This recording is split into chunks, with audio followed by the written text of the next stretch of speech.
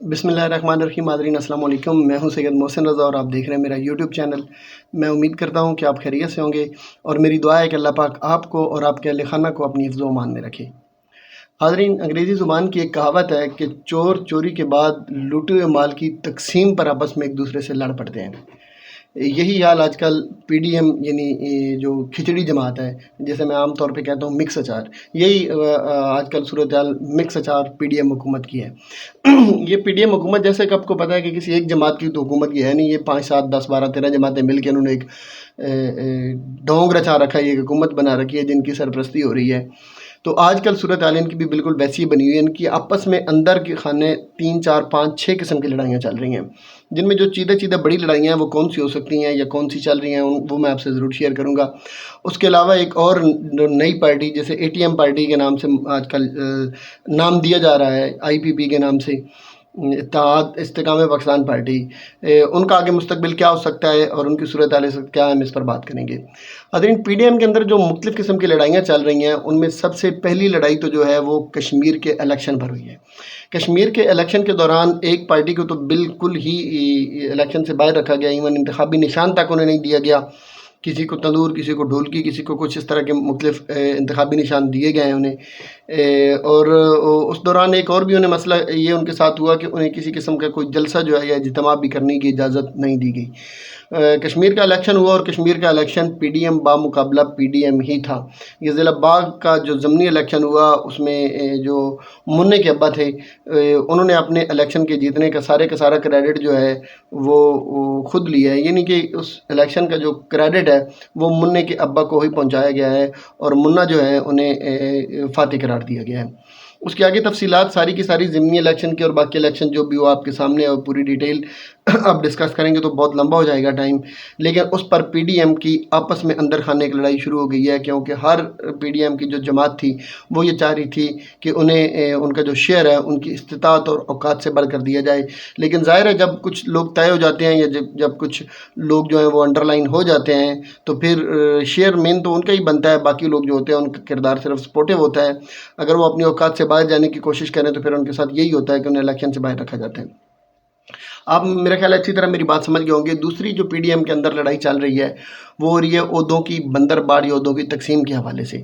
आपको पता है कि पिछले दिनों जो चेयरमैन नादरा थे, उनसे रिज़ाइन ले लिया गया। एक अलिफ लैला की कहानी गढ़ी गई और उस कहानी को बुनियाद बनाकर जो तारिक अमान साहब थे उनसे रिज़ाइन लिया गया और उन्हें चेयरमैन के ओहदे से हटा दिया गया। इसके पीछे भी बहुत सारी मामलात आ रहे हैं। कुछ कह रहे हैं कि उन्हें चूँकि वोटर लिस्ट जो थी उसके रिकॉर्ड को रद्द-बदल करने के लिए जब कहा गया तो उन्होंने इनकार कर दिया। और कुछ लोगों का ये भी ख़्याल है कि जो मामलात हुए थे पीछे, जब वो पाकिस्तान तहरीक-ए-इंसाफ़ के दौर से, चूँकि वो चेयरमैन है, तो उस दौरान उन्होंने कुछ ऐसा डाटा जो था वो एजेंसियों के हवाले किया है, पाकिस्तान के इंटरनल एजेंसियों के हवाले, कि जो उनके ख़्याल में उन्हें शेयर नहीं करना चाहिए था। या दूसरे लफ्ज़ों में, उसी तरह का डाटा जब मांगने की कोशिश की गई तो उन्होंने इस हुकूमत को या इस इदारे को अब वो डाटा देने से इनकार कर दिया। तो अब चेयरमैन नादरा एक बहुत बड़ी चूँकि पोस्ट होती है, उस पोस्ट के लिए भी पीडीएम के अंदर एक चैपकलिश और जंग और एक लड़ाई शुरू हो चुकी है। और हर कोई ये चाह रहा है कि चेयरमैन नादरा जो है वो उनकी मर्ज़ी का लगाया जाए या उनकी पार्टी का लगाया जाए या उनकी जमात का लगाया जाए या उनका अपना बंदा लगाया जाए, क्योंकि ये बहुत बड़ी सीट है। इस सीट से आपको पता है कि इलेक्शन पर बहुत ज़्यादा असरअंदाज हो सकती है, बहुत से लोगों के डाटे रद्द-बदल किए जा सकते हैं और बहुत से मामलात जो हैं उन्हें ऊपर नीचे किया जा सकता है। यकीनन चेयरमैन नादरा वही सिलेक्ट होगा जिसे बड़े लोग चाहेंगे या जिन्हें जो चेयरमैन नादरा आमतौर पर लगाते हैं उनकी मर्ज़ी से ही लगेगा। या इलेक्शन हाईजैक होना है तो हाईजैक करने के लिए जो प्लानिंग जिन लोगों ने तैयार की है वो यकीनन चेयरमैन नादरा भी अपनी मर्ज़ी का ही लगाएंगे और एक टाइम पे आकर एक सेटलमेंट इनके दरमियान कुछ ना कुछ किसी हद तक हो जाएगी। लेकिन इस वक्त जो जंग इनके अंदर चल रही है वो यही चल रही है कि वो सेटलमेंट हमारे साथ हो। हर पार्टी का यही मौक़िफ़ है, हर पार्टी का यही मुद्दा है। इसी दौरान नाज़रीन, एक और जो लड़ाई है वो बड़ी अब अंदर खाने शिद्दत अख्तियार कर चुकी है, जो कुछ ही दिनों के बाद, बल्कि कुछ दिनों क्या, इसका एक मैं एग्जैक्ट टाइम अगर दूं तो ऑलमोस्ट ये 90 डेज़ बनते हैं। 90 डेज़ के अंदर अंदर चूँकि इस हुकूमत का तिया पांचा हो रहा है, इस हुकूमत की मुद्दत पूरी हो रही है, तो उसके बाद फिर वो लड़ाई जो है वो खुलकर सामने आ जाएगी। उसमें कहीं पर नूरा कुश्ती भी होगी और कहीं उसकी रियलिटी भी होगी। वो लड़ाई है कि बिलावल भुट्टो साहब जो हैं वो इस वक्त जो ताज है, सल्तनत का ताज, वो चाहते हैं कि मेरे सर पर सजाया जाए। जबकि मैडम जो हैं, मैडम मरीम नवाज़ साहिबा, वो चाहती हैं कि ये ताज जो है अब उनके सर पे सजना चाहिए, क्योंकि मरीम नवाज़ का ख़्याल है कि मैंने बहुत ज़्यादा कुर्बानियाँ दी हैं। और वो कुर्बानियाँ उनकी किस किस्म की हो सकती हैं आपको पता ही है। उन्होंने एक वीडियो का पूरा स्टॉक रखा हुआ है और वो लोगों को ब्लैकमेल कर कर के लोगों को उनके ख़यालात और उनके नज़रियात और उनके इरादे जो हैं उनको वो तब्दील करती रहती हैं। जो कमज़ोर लोग होते हैं ज़ाहिर उनके इरादे फिर बदल भी जाते हैं उस तरह की ब्लैकमेलिंग में आकर। तो एक जो मरीम नवाज़ अपनी कुर्बानियाँ याद करवा के कहती है कि ये हक़ मेरा बनता है, और अगर उन्हें वो हक़ नहीं दिया गया तो उनके पास और भी बहुत सारी वीडियोज़ हैं जो वो रिलीज़ कर सकती हैं। अब उन्हें अगर कंट्रोल किया जा रहा है तो सुनने में आ रहा है, पता नहीं अब इस बात में कहाँ तक सच्चाई है, उन्हें अगर कंट्रोल किया जा रहा है तो कहते हैं कोई एक कुछ ऐसी वीडियोज़ भी हैं जो उन्हें दिखाई जाती हैं कि अगर आप ज़्यादा पर पुर्ज़े हिलाएँगी और आप ज़्यादा अगर ज़ोर लगाएँगी तो फिर ये वीडियोज़ जो हैं ये भी कौम और अवाम जो है उनको इनका नज़ारा करवा दिया जाएगा और उन्हें अब इन वीडियोज़ से दूर नहीं रखा जाएगा।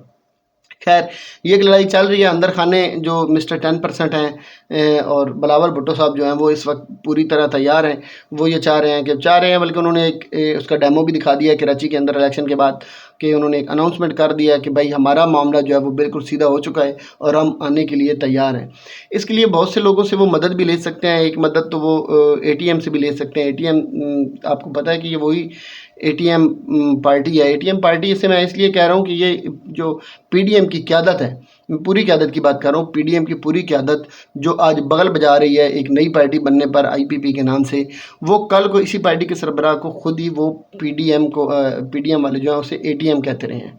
तो अब वो ATM एक पूरी पार्टी बन चुकी है। अब ATM एक शख्सियत नहीं रही है। अब ATM सिर्फ एक उनका किरदार जो है वो सिर्फ एक डीलर का नहीं रहा है, वो बल्कि एक पूरी तरह एक मुकम्मल क़यादत और पार्टी बनकर वो उभर चुके हैं और उन्होंने अपनी पार्टी का नाम IPP रख लिया है। IPP पाकिस्तान के अंदर कोई ये नई टर्मिनोलॉजी नहीं है। ये पहले भी आप सुन चुके हैं। इसका एक प्रोड्यूसर एक प्रोजेक्ट एक आया था IPP के नाम से, जिसे कहते थे इंडिपेंडेंट पावर प्रोड्यूसर्स। ये वैसे तो ये बिजली का प्रोजेक्ट था, लेकिन इस प्रोजेक्ट को बाद में इसकी जो अंजाम इसका हुआ आप सबने देखा, उसमें इतनी बड़ी करप्शन और बल्कि गज़ब की करप्शंस हुई, उसमें बड़े बड़े नाम आए और बड़े बड़े मामलात हुए और आजकल वो खू खाते जा चुका है वो पूरे का पूरा प्रोजेक्ट। बड़ा हैवी और बड़ा कास्टली प्रोजेक्ट था। बिल्कुल इसी तरह एक नया IPP प्रोजेक्ट लॉन्च कर दिया गया है, जिसके अंदर बिल्कुल उसी तरह के करप्ट अनासर जो उन्हें इकट्ठा करके एक जगह पे लगाया, जमा किया गया, एक टेबल पे इकट्ठा किया गया या एक पेज पे इकट्ठा किया गया है। और अब थोड़ा टाइम है, आप देखिएगा जिस तरह IPP पुराना जो था, जैसा मैंने कहा कि इंडिपेंडेंट पावर प्रोजेक्ट थे, उनका करप्शन ने जो हाल कर दिया, ये भी इसका भी वही हाल होने वाला है और आगे वो खू खाते में ही जाएंगे। उसकी एक पूरी लॉजिक है, मेरे पास लॉजिक इस तरह है कि आपको पता है कि पार्टियाँ जो होती हैं वो इस तरह नहीं बनाई जाती। पार्टियाँ जब जितनी भी पार्टियाँ बनती हैं, जो नज़रियाती पार्टियाँ होती हैं, उसमें पहले एक शख्सियत होती है, वो अपनी पहले लीडरशिप को मनवाती है अपनी नज़रियात के थ्रू।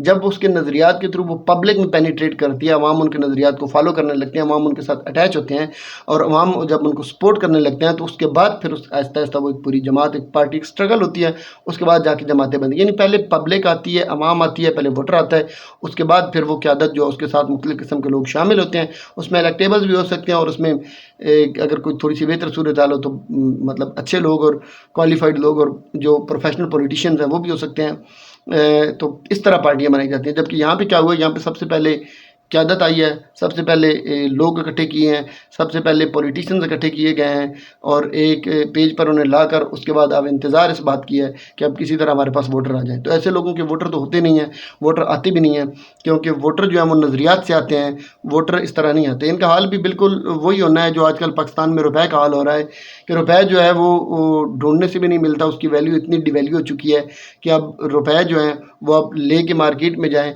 तो वापस आप सिर्फ चंद शापर ही लेके आ सकते हैं, शॉपिंग भी नहीं कर सकते, इवन ग्रॉसरी तक आप अपनी नहीं कर सकते। ये महंगाई की सूरत हाल हो चुकी है। इस पार्टी का मुस्तकबिल क्या हो सकता है, आप इसके अगर तारीखी अदवार में अगर तो उसका थोड़ा सा तारीखी जायज़ा लें तो आपको पता होगा कि इससे पहले भी कुछ पार्टियाँ मुख्तलिफ पार्टियों में से निकाल के बनाई जाती रही हैं। एक तो सबसे पहले यूपी की कन्वेंशन लीग बनी, हमारे तो खैर पैदा होने से पहले बनी और हमारे पैदा होने से पहले ही वो ख़त्म भी हो गई, हम अब उसका नाम पढ़ते हैं। उसके बाद फिर पीपल्स पार्टी के अंदर से 2 मरतबा उनको, वैसे तो उन पर एक अटैक हुआ कि उनकी पार्टी को तोड़कर समुंदर बुर्द करने के नारे लगाए गए और बातें की गई, लेकिन वो आज भी पार्टी ज़िंदा है। फिर उसमें से एक पैट्रियट ग्रुप मुशर्रफ साहब ने भी निकाला, उस ग्रुप का आप कोई नाम पता ही नहीं, ख़बर ही नहीं वो ग्रुप किधर गया, ग्रुप का कोई नाम जानता भी नहीं होगा। वो ग्रुप ख़त्म हो गया, मर गया, मिट गया। वो जो जिन लोगों ने वो ग्रुप बनाए थे उन्होंने उनकी सियासत भी ख़त्म हो गई है। इसी तरह मुशर्रफ दौर में एक मुस्लिम लीग नून में से भी कुछ लोग निकाल कर एक पाकिस्तान मुस्लिम लीग काफ बनाई गई थी। उस मुस्लिम लीग काफ का भी अब कोई नामो निशान तकरीबन बाकी नहीं रहा है। अब इसी तरह आज वही पार्टियां जिनके अंदर से लोग निकाल कर मुख्तलिफ पार्टियां बनाई जाती रही, आज वो बगल बजा रहे हैं कि IBP जो है वो तहरीक इंसाफ के अंदर से मुख्तलिफ लोग और मुख्तलिफ जमातों से निकाल कर एक जमात बनाई गई है। तो जब पुरानी जमातें जो जिस तरह बनती रही हैं बगैर नज़रियात के, बगैर वोटर के, अगर उनका मुस्तकबिल वो रहा है जो आज आपके सामने है, तो इस जमात का भी मुस्तकबिल कोई उनसे मुख्तलिफ नहीं होगा। वो तो फिर भी कुछ अर्सा निकाल गई हैं और कुछ लोगों की वजह से कुछ वोट या कुछ पहले से ऑलरेडी वोट लिए हुए थे या कुछ पॉलिटिशियंस उसमें ऐसे थे कि जो वोट बैंक अपना इकट्ठा करके इवन इक़्तिदार तक भी कुछ पहुंची और कुछ ने वजारतों के मज़े भी लिए, चंद दिनों के लिए सही, लेकिन मज़े लिए हैं। लेकिन इस पार्टी का तो जो सूरत हाल है वो तो इनका हाल भी बिल्कुल PDM की तरह ही है। PDM और ATM या IBP ये दोनों इस वक्त इनकी सूरत हाल ये है कि ये दोनों अवाम में जाने के काबिल नहीं है। अगर ये अवाम में जाएंगे तो इनका जो हाल होगा वो फिर आप लोग समझ भी सकते हैं और आप उसका तसव्वुर कर सकते हैं। तो एक आखिरी बात जो मैं आपसे ज़रूर शेयर करना चाहूँगा वो ये है कि अब इस वक्त जो है मामलात जो हैं वो पाकिस्तान तहरीक इंसाफ और मुख्तलिफ इदारों के दरमियान सख्त मामलात जो हैं वो आखिरी मराइल में हैं। मुज़ाकरात उनके अंदर खाने जो चल रहे हैं वो किसी न किसी सूरत अब लगने को हैं।